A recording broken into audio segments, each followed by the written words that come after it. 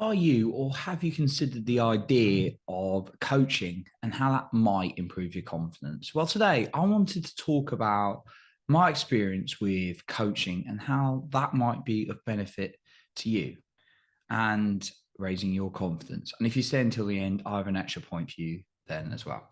Now, in this episode, I'm just sharing my own experience. I'm not currently coaching anyone. I take people on a mentorship kind of capacity with podcasting.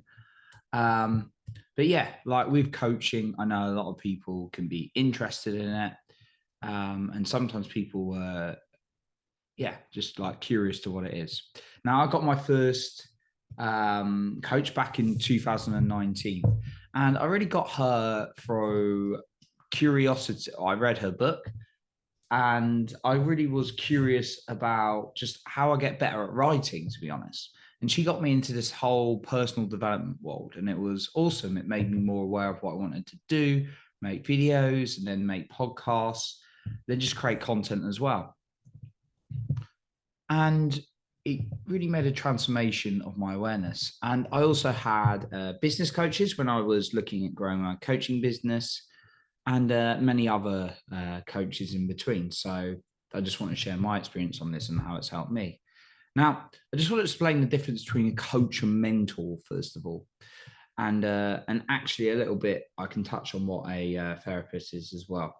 Although obviously, whoever you're going to work with, always ask them what they're about and things like that. So a coach is someone that helps you go from where you are to moving forward towards your goal.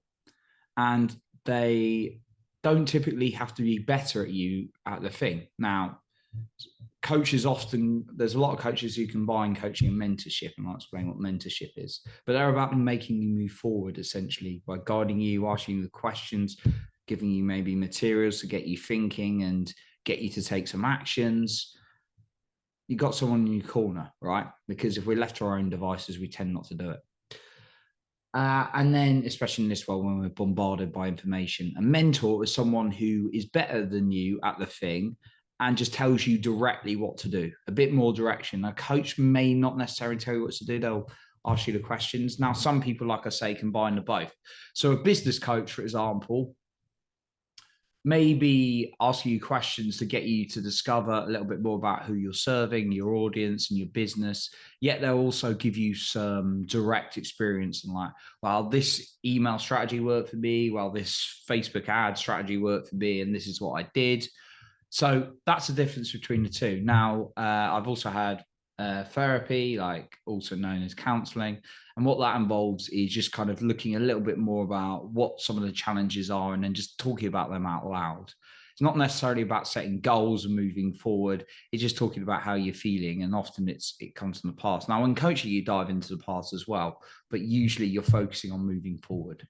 Okay. So I just want to explain the difference. So ask yourself this before you look into a coach. It's like, is what you're doing by yourself working? Chances are, if you just keep listening to information and doing the same things again and again and not moving forward, then it's not serving you. Okay. So ask yourself, would someone in my corner, someone with experience really help me, save me a lot of time, save me a lot of years? It certainly saved me a lot of years.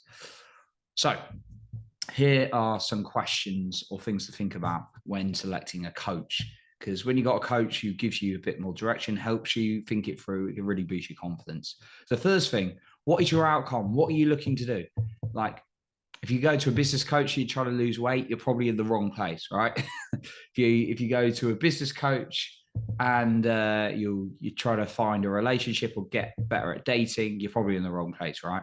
So ask yourself, what is your outcome? What are you looking to do? Be very specific on that. And I've had several coaches in different areas as well because they've got different outcomes. Understand the difference between a coach and mentor, and which one would you want? Do you want someone who's a bit more of a life coach that's going to ask you the questions, very skilled at getting you thinking, getting you to your own answers to move forward, holding you accountable? Or do you want someone who's more going to give you step by step by step? Because that classic coach role is more there to listen and ask questions. And then the mentor, they'll listen, of course, but they're going to tell you more what to do. And some people want that because they're stuck. They're like, how do I get from A to Z? I need the steps. And that's great. Or do you want a combination of both? Understand what would be best for you. The next one, look at their results. Look at the results of the person you're looking into. Have they got testimonials? Have they made transformation? For me, I need to see that they've had results from other people and they've got results in their own life. Like if I go to a business coach, I need to know they're doing well in business and making money, and they've maybe helped one or two other people do the same. If I'm going to a health coach, I want to see that they're in shape, they've got good energy, and they've helped others to do so. If I go to a dating coach, and this is very controversial because people get really annoyed when I say this, I want to know that they're in a relationship. Like, I'm not for this, I'm a dating coach, but I'm single thing, right? I want to see that they've helped other people as well. So look at the results of the person that you're going to, right? The next one is, and then the final point I want to add out is just, it's a blocker for many people and it's absolute rubbish because you're spending more money and time by just getting stuck, is get financially creative when you approach a coach or mentor. Now, some people, when they start out, they're like, oh, maybe it's like £50 or $50 a session. It is not £50 or $50 a session. I can tell you this. A decent quality coach or mentor is going to be thousands, right? I'd be worried if they weren't because I wouldn't think they're any good, right? So then we think, oh my God, that's a lot of money. Now we find that kind of money for a mortgage. So why wouldn't we find that kind of money for investing in ourselves to grow, which can potentially make us more money back anyway? So think about how you get financially creative when you approach a coach or mentor. And also just be aware, if you're going to have a conversation with one, they may offer you an on the phone deal as well. So don't go in just looking for information. Be very committed, right?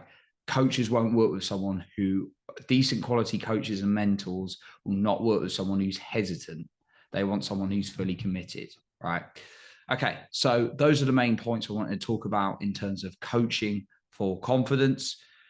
Now, I've got an extra point for you as well.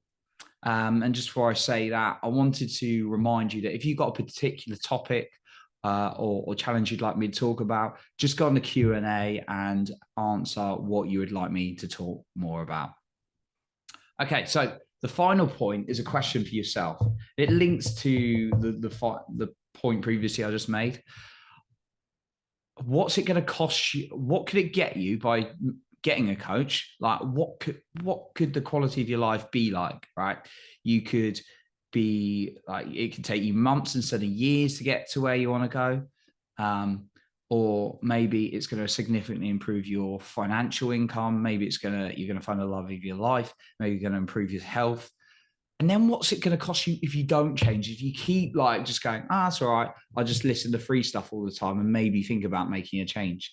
And I'm making this episode in good time because we're in the new year and then people start falling off their resolutions. So start thinking about what it's going to cost you if you don't make a change. So that's what I got for you today. I appreciate you for being here. You're improving other people's lives by being the best you. And remember, you are in control of your own self-esteem and confidence.